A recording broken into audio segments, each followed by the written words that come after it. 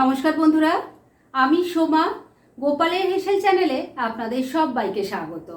অনেককেই বলতে শুনি নিরামিষ রান্নার দিনে কি রান্না করব এটা চিন্তা করেই নাকি তাদের ঘুম উড়ে যায়। তাদের উদ্দেশ্যে বলি, একটুও চিন্তা না করে গোপালের হেসেল চ্যানেলটাকে কিন্তু ভরসা করতে পারেন। কেননা এই চ্যানেলে প্রত্যেক দিন আমি দুর্দান্ত স্বাদের সব নিরামিষ রেসিপি শেয়ার করি, যার আজকেও কিন্তু অন্যথা হয়নি। আজকেও নিয়ে এসেছি চটজলদি দারুণ টেস্টি একটি রেসিপি, যা ভাত রুটি দুটোর সাথে খেতে খুব ভালো লাগবে। তাই চলুন সময় নষ্ট না করে রান্নাটা করে ফেলি। আজকে গরমের সবজি দিয়ে পাঁচমিশালি এই তরকারিটা করার জন্য আমি যা যা সবজি নিয়েছি সেগুলো আগে একবার দেখিয়ে দিই।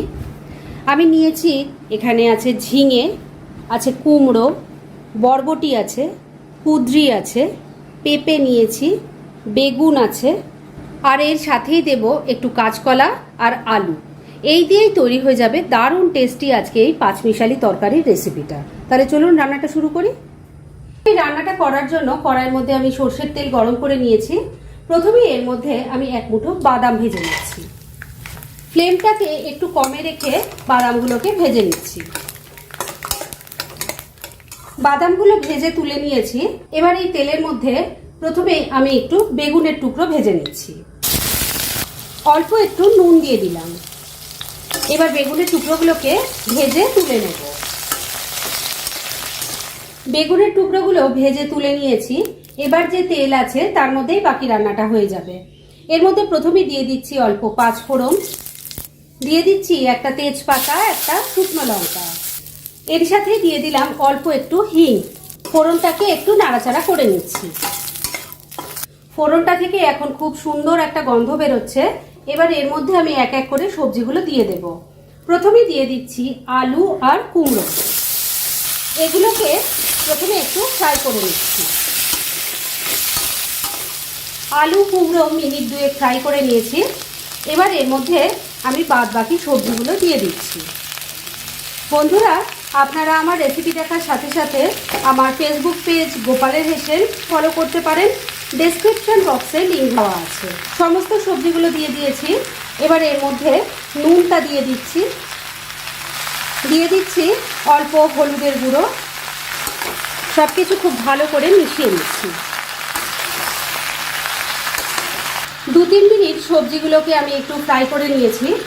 এবার এই সবজিগুলো যাতে একটু সফট হয়ে যায় আর এর কাঁচা গন্ধটাও চলে যায়, সেজন্য ফ্লেমটাকে আমি লো আর মিডিয়ামের মাঝামাঝি রেখেছি।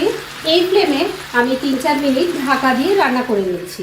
আর এই সময়ের মধ্যে চলুন এই রান্নার যে মশলা সেটা তৈরি করে ফেলি। এই রান্নার মশলাটা তৈরি করার জন্য আমি একটা বাটির মধ্যে 2 চামচ আদা নিয়ে নিয়েছি। এবার এর মধ্যে আমি দিয়ে দিচ্ছি অল্প হলুদের গুঁড়ো। সবজিগুলো ভাজার সময় অল্প হলুদের গুঁড়ো দিয়েছি, তাই এখানে অল্প দিলাম। দিয়ে দিচ্ছি অল্প একটু কাশ্মীরি মির্চ পাউডার, 1 চামচ জিরের গুঁড়ো দিয়ে দিলাম, 1 চামচ ধনের গুঁড়ো দিয়ে দিলাম, অল্প জল দিয়ে দিচ্ছি। এবার সব কিছু খুব ভালো করে মিশিয়ে নিচ্ছি।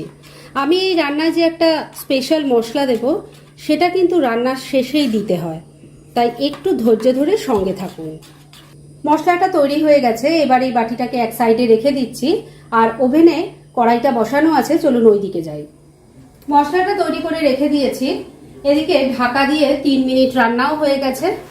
ঢাকা তুললাম, একটু নাড়াচাড়া করে নিচ্ছি।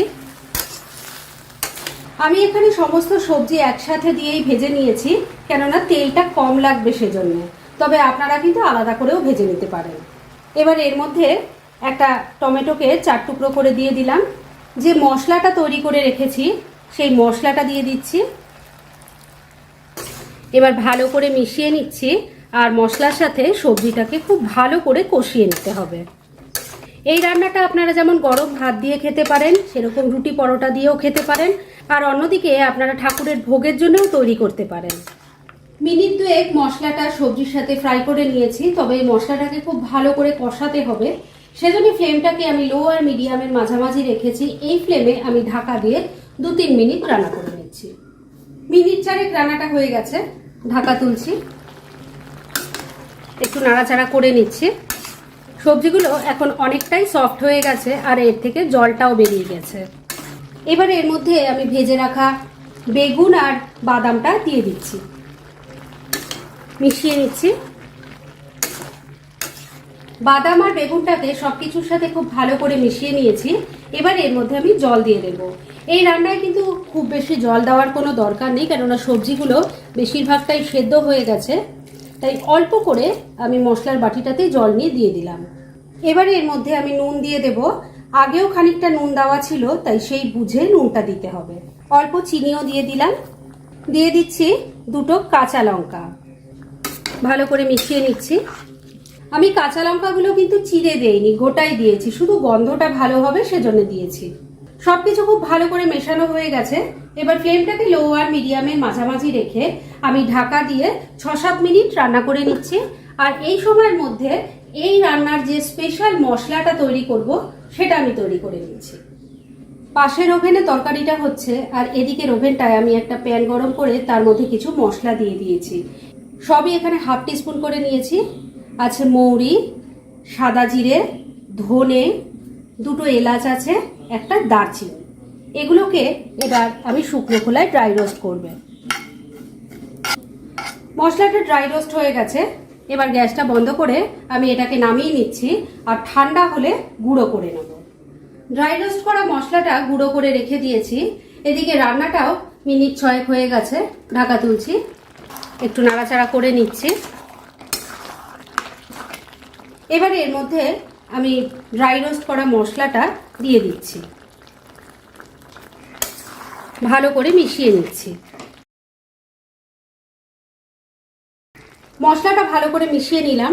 আপনারা চাইলে এখানে একটু ঘিও দিতে পারেন, তবে আমার এই ভাজা মশলার গন্ধটাই বেশি ভালো লাগে, সেজন্য আমি এখানে আর ঘিয়ের ব্যবহার করলাম না। রান্নাটা এবার একদম রেডি। গ্যাসটা বন্ধ করে দিলাম। মিনিট 2-এর জন্য এবার একটু স্ট্যান্ডিং টাইমে ঢাকা রাখছি, আর তারপর সার্ভ করে আপনাদের দেখাচ্ছি। ফ্রেন্ডস, আমার আজকের এই দুর্দান্ত স্বাদের নিরামিষ চটজলদি রেসিপি একদম রেডি হয়ে গেছে এবং আমি সার্ভ করে দিয়েছি। এটা খেতে না অসাধারণ লাগে, সেটা একবার ট্রাই করুন তাহলেই বুঝতে পারবেন। আর এটা ভাত, রুটি, পরোটা সব কিছুর সাথে খেতে ভালো লাগবে।